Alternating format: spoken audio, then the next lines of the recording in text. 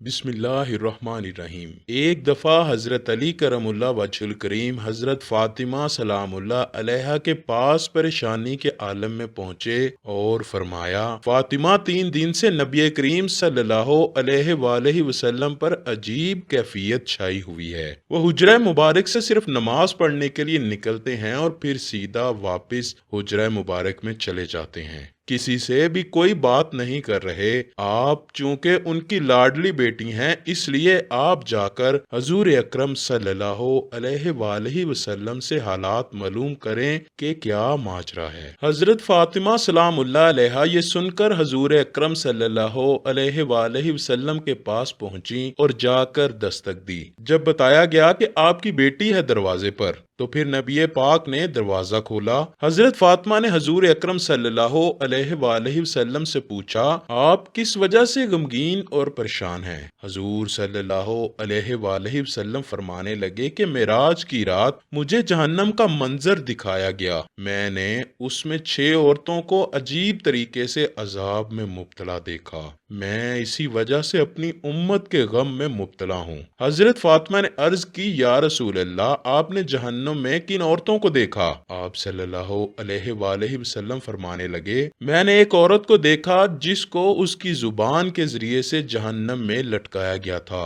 वो औरत दूसरों की गीबत करती रहती थी, लोगों को ताने देती और गालियां निकालती थी। अल्लाह अकबर। दोस्तों, देखें और सोचें कि जब हमारी जुबान हमारे दांतों में आती है तो हमारी तो तब ही चीखें निकल जाती हैं। हजरत फातिमा ने हजूर सल्लल्लाहु अलैहि वसल्लम से पूछा, हजूर दूसरी औरत कौन थी जो आपने देखी? नबी करीम सल्लल्लाहु अलैहि वसल्लम ने इरशाद फरमाया, फातिमा, मैंने एक दूसरी औरत को देखा, उसके सीने के दोनों पिस्तान के अंदर एक सुलाख डाल दी गई थी और इस सुलाख के सहारे इस औरत को जहन्नम की आग के अंदर लटकाया गया था। अस्तगफुरुल्लाह। क्या कोई औरत अंदाजा लगा सकती है कि इस तरह लटकी हुई औरत किस कदर तकलीफ में होगी? हजरत फातिमा सलामुल्लाह अलैहा ने हजूर से पूछा, उस औरत का गुनाह क्या था? हजूर फरमाने लगे, वो ऐसी औरत थी जो खुद पर गैर मर्दों को काबू देती थी और जना करती थी और अपना सीना लोगों से नहीं छुपाती थी। फिर हजूर सल्लल्लाहु अलैहि वसल्लम ने तीसरी औरत के बारे में बताया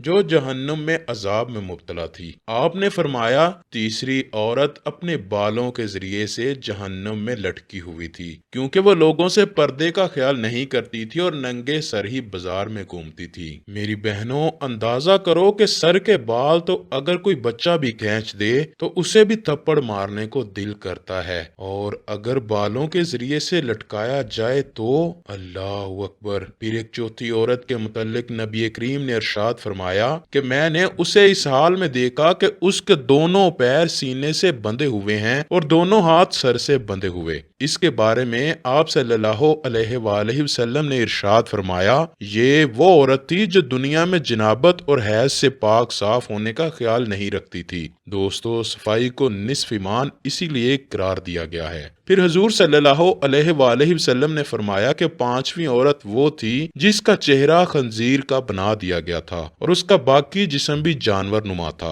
ये जानवर नुमा औरत वो थी जो कि झूठ, चुगलखोरी और गीबत से काम लेती थी। फिर नबी करीम सल्लल्लाहु अलैहि वसल्लम ने इरशाद फरमाया कि मैंने छठी औरत को जहन्नम में देखा कि उसकी शक्ल कुत्ते जैसी थी और वह ऐसी आवाज निकालती थी जैसे कोई कुत्ता भौंक रहा हो। आग उसके मुंह में दाखिल होती थी। पूछा गया, या रसूल अल्लाह, उसने कौन सा गुनाह किया था? आप सल्लल्लाहु अलैहि वसल्लम ने फरमाया कि उसके अंदर हसद बहुत ज्यादा था। मेरी तमाम बहनों से नसीहत है कि खुदारा इस्लाम के शुआर और फराइज पर अमल करें और खासकर नमाज पढ़ें और इन अशिया से दूर रहें जो कि अल्लाह ताला ने हराम की हैं। पर्दे का खास ख्याल रखें, जना और बदकारी से बचें और कभी भी किसी की चुगली ना करें। ए अल्लाह पाक, हजरत बीबी फातिमा सलामुल्लाह अलैहा की पाकीज़गी के सदके से हमें भी पाक साफ रहने, जना से बचे रहने की तौफीक अता फरमा और बरोज़े क़यामत हमें नबी पाक सल्लल्लाहु अलैहि वसल्लम की शफाअत नसीब फरमा। आमीन लिखना मत भूलिएगा, न जाने किसकी आमीन से हमारी दुआएं कबूल हो जाएं।